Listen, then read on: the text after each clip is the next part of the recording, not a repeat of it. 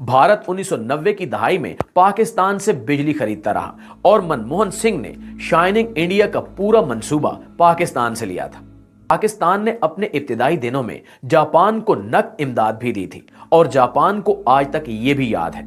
हमने 1950 की दहाई में जर्मनी को 5 करोड़ रुपए कर्ज दिया था। पोलैंड की मुतासरीन को पनाह दी थी।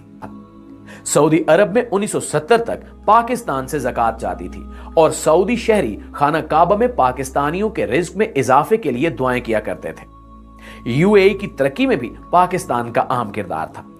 हमने अपने तुर्क भाइयों की क़याम पाकिस्तान से पहले भी मदद की थी और क़याम के बाद भी। तुर्की के ज्यादातर उमरा फौजी अफसरों और सियासतदानों के बच्चे पाकिस्तान में तालीम हासिल करते थे। हमने इस्तांबुल में पहला बोइंग त्यारा उतारा था और तुर्की ने इसके लिए एयरपोर्ट पर नया रनवे बनाया था और पूरी काबीना इसके इस्तकबाल के लिए एयरपोर्ट आ गई थी। हमने मोरक्को, ट्यूनिस और अल जज़ायर की आजादी में भी किरदार अदा किया था। पाकिस्तान ने इनकी सियासी क़यादत को पासपोर्ट भी दिए और अक़वाम मुत्तहिदा में अपने बेंच से इन्हें खिताब का मौका भी दिया।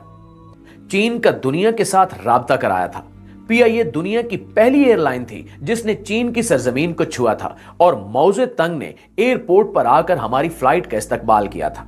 हमने मौजे तंग को जाती इस्तेमाल के लिए जहाज भी गिफ्ट किया था और यह जहाज आज भी चीन के म्यूजियम में पाकिस्तान के शुक्रिया के साथ खड़ा है। चीन और अमेरिका का पहला राब्ता और हेनरी किसिंजर और सदर रिचर्ड निक्सन के चीन के पहले दौरे का इंतजाम भी हमने किया था। चीन में लोहे का पहला कारखाना पीको की तर्ज पर लगा था और चुएन लाई से देखने के लिए अपने माहिरीन के साथ 1960 की दहाई में लाहौर आए थे। ईरान की तरक्की और यूरोप और अमेरिका के साथ ताल्लुकात में भी पाकिस्तान ने इंतहाई अहम किरदार अदा किया था। शाह ईरान हर दूसरे माह पाकिस्तान का दौरा करते थे और पाकिस्तान की तरक्की को हैरत से देखते थे। प्यारे दोस्तों, फलस्तीन के लिए पहली आलमी आवाज भी हमने उठाई थी। शाम, उर्दन और मिस्र की सिफारतकारी, आजादी और बहाली में भी पाकिस्तान का अहम किरदार था। इंडोनेशिया और मलेशिया की अशराफिया के बच्चे पाकिस्तान में पढ़ते थे। मलेशिया का आईन तक पाकिस्तानी वकला ने लिखा था। जनूबी कोरिया की ग्रोथ में महबूबुल हक के 5 साला मंसूबे का अहम किरदार था। मुस्लिम दुनिया के 27 मुल्कों के फौजी अफसर पाकिस्तानी अकेडमियों में ट्रेंड हुए और बाद अज़ां अपने अपने मुल्कों में आर्मी चीफ बने। यूएई के फरमारवा ज़ैद बिन सुल्तान अल नहान 1970 की दहाई तक पाकिस्तान के दौरे पर आते थे तो इनका इस्तकबाल कमिश्नर रावलपिंडी करता था। हमारे वजीर भी एयरपोर्ट नहीं जाते थे और सबसे बढ़कर 1961 में जब अयूब खान अमेरिका के दौरे पर गए तो पूरी अमेरिकी काबीना ने सदर जॉन एफ कैनेडी समेत एयरपोर्ट पर इनका इस्तकबाल किया और सदर अयूब खान एयरपोर्ट से व्हाइट हाउस खुली गाड़ी में गए और सड़क की दोनों साइडों पर अमेरिकी अवाम फूल लेकर खड़े थे और पाकिस्तान जिंदाबाद और वेलकम वेलकम के नारे लगा रहे थे।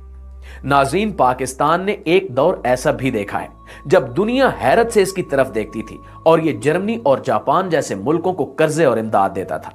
लेकिन फिर इस मुल्क पर एक ऐसा दौर आया जिसमें हम $1 अरब के लिए दुनिया के दरवाजे पर भिखारी बनकर बैठे हैं और दुनिया हमें गरूर और नफरत से देख रही है। एक वक्त था जब हम वीजे के बगैर पूरी दुनिया में सफर करते थे और एक वक्त अब है जब हमें अफगानिस्तान के वीजे के लिए भी कतारों में खड़ा होना पड़ता है।